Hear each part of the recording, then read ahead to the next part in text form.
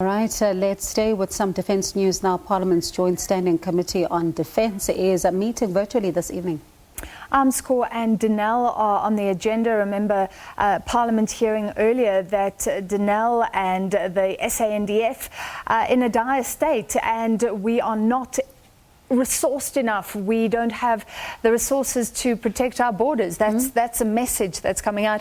It's particularly important in light, perhaps, of what is happening in Ukraine. Let's cross to Parliament now. Look at the exploitation of IP just to try and augment our budget.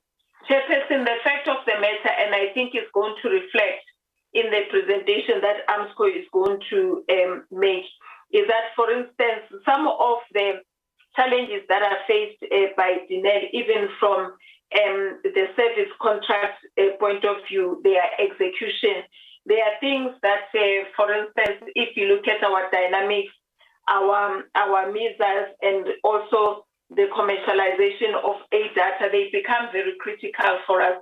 And I think it's important that we deal with those because we know where we need to utilize them.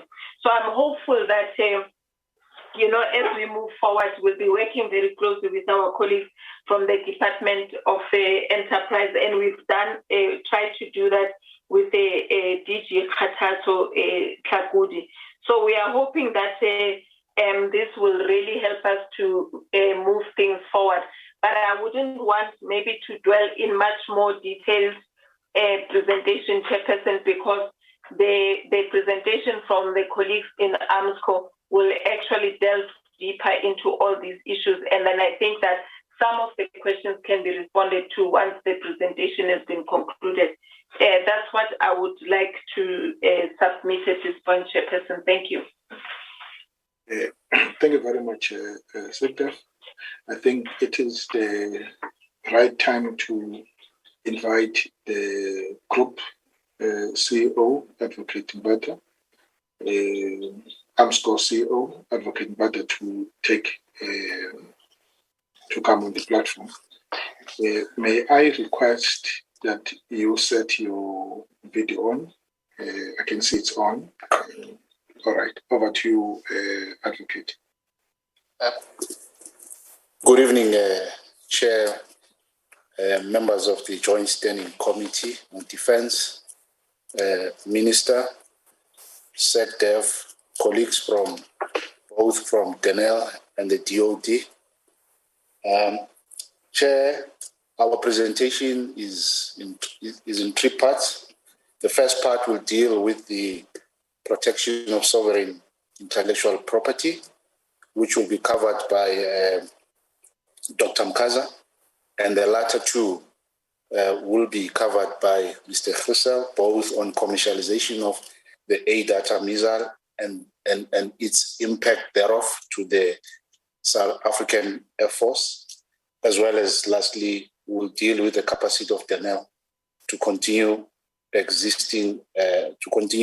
the existing service contracts with the SANDF. Their chair will be looking at possible, solutions.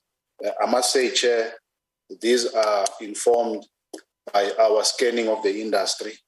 In the event there is an opportunity for Denel to either partner with various other role players. As we all know, Chair, it's been stated that some of the skills are not necessarily at the moment residing with Denel. So we felt that there is an opportunity to say if those employees that left Denel can be roped in. Some of them, we know which companies they have joined, but all these issues, Chair, are merely from our side on a proactive basis to say, in the interest of all the projects that the department and the state has severely invested huge amounts of monies in order to ensure that the capability that the SANDF requires, we can still at least, albeit, Chair, as you know, that most of the projects have moved to the right, but to make sure that at least we can salvage these projects based on its criticalness. So I'll hand over to my colleagues, Chair. I'll hand over to Dr. Mkaza to cover the first part on IP.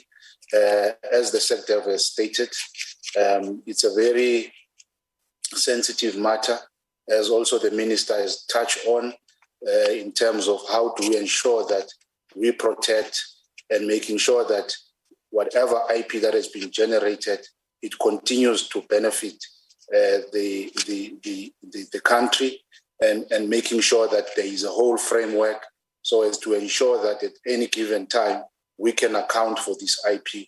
I must say, Chair, even the Auditor General is currently auditing us in terms of how we are managing this asset. So it becomes quite critical. And over the years, Chair, over the last, I would say, 5 years, we had realized that we have a real, weakness and making sure that we needed to tighten the management of IP. And over the last 5 years, as I've said, Chair, we have established a unit, capacitated by various, IP specialists and admitted IP lawyers who are really, making sure that they can, at any given time, we can account and monetize this IP, and we are able to know exactly what is the value of this IP. And of course, Chair, like IP, like any other, intellectual, capital, it is important at any given time we are able to build on the existing, because it can quickly become obsolete if you don't catch up and keep abreast with the technological developments. So we, from time to time, we will invite the industry to make sure that they can participate in the further development, further improvement of this IP. So Professor Mkaza will deal with those aspects. Without any further ado, Chair, let me hand over to Professor Mkaza to cover the first part. Over to you, Prof. Thank you, Chair. Thank you, CEO. Thank you, Chair. And to the Minister of Defense and DPE, members of the Joint Standing Committee, and the rest of the colleagues. The first part for me, Chair, is to just explain the IP governance process and how we go about on matters relating to IP protection and why we generate IP, and also how we go about the approvals and the consideration we give when we generate that IP. Chair, Armscor, as you know, is the custodian of the Department of Defense intellectual property, and this is in terms of the Armscor Act. The Department of Defense IP, meaning that IP funded by the DoD is generated through acquisition and research and development projects. And all of it is developed for sovereign and strategic reasons which are key to national security. There is an IP governance process that we have in place, which ensures that the approval for exploitation of DoD IP is granted to industry. In doing so, we give due consideration to ensure that no entity is allowed to exploit the sovereign IP. Sorry, Doctor. I thought you were going to flight your presentation. Are you going to do it that yes, side? Yes, they are doing so, Chair. Yeah. Can they give us permission to? They said... The host has disabled participant screen sharing. We are able the host has disabled the sharing. Can you enable the sharing, host? Okay, sorry, I've done so, Chair. You've done so. All right. I must improve. Okay, I can see it coming online. All right. Thank you very much. My apologies, Doc. I'm back to you.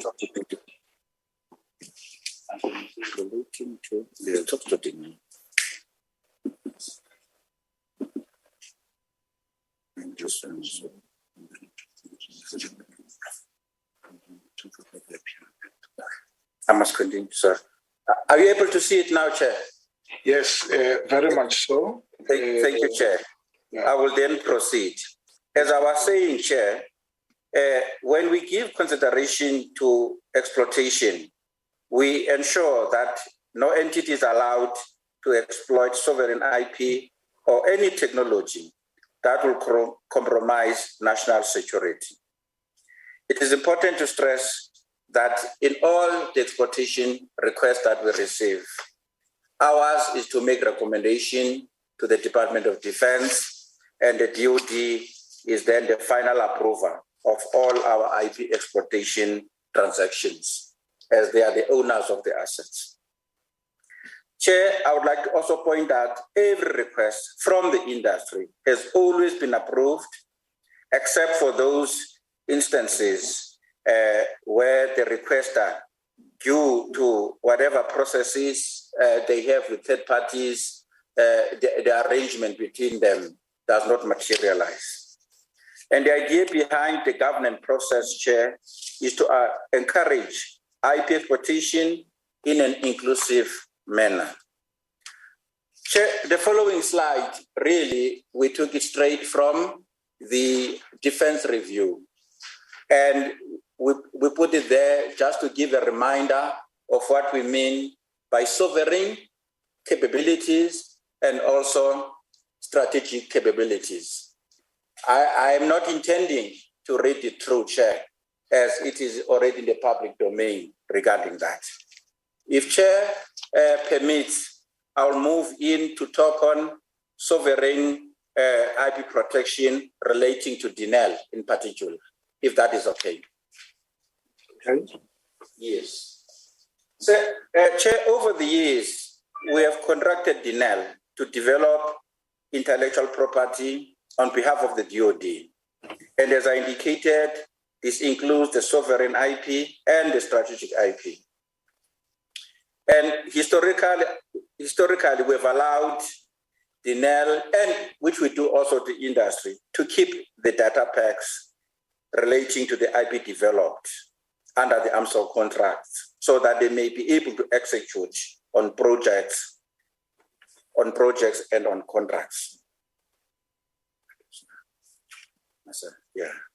Now, Chair, the Armscor Act mandates that the Armscor Act mandates Armscor to manage and utilize dual IP as directed by the Secretary for Defense, and this is in a service level agreement.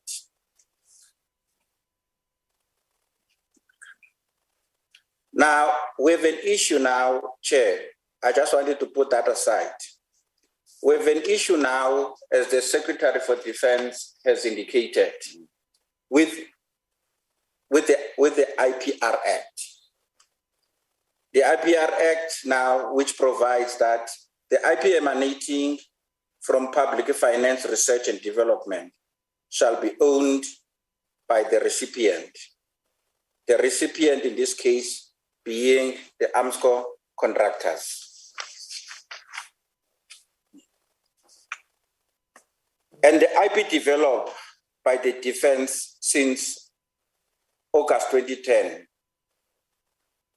can technically be owned by a company.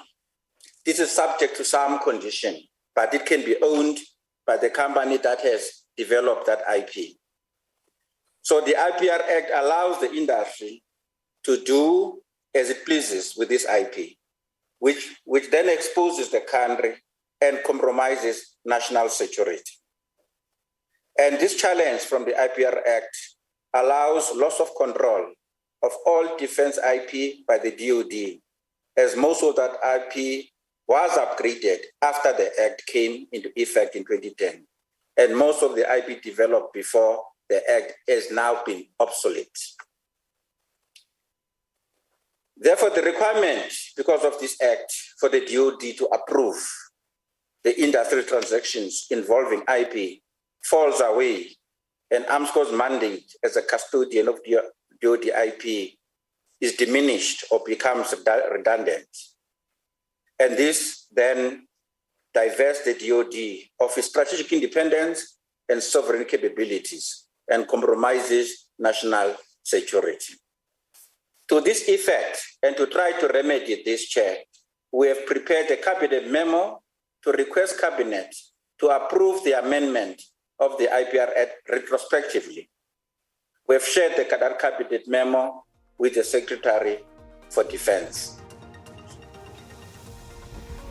All right, that's the Parliament's Joint Standing Committee on Defence. The focus is on Denel as well as Armscor tonight. The Armscor, of course, CEO briefing the particular committee. And you remember this comes just as there have been those disturbing reports emanating from Parliament that, from, in fact, Armscor, that only a fraction of South Africa's Air Force is operational right now. And they're talking about sovereign capability, and they're taking Parliament through some of the capabilities that are currently available, to South Africa. And of course, there's been concerns and reports around the significant deterioration of South Africa's military vehicle capacity, as well as not having enough air or ground capability to protect South Africa's borders. So those have been some of the concerns, of course, as they're going into this particular meeting and briefing that Parliament's Joint Standing Committee on Defence on where things stand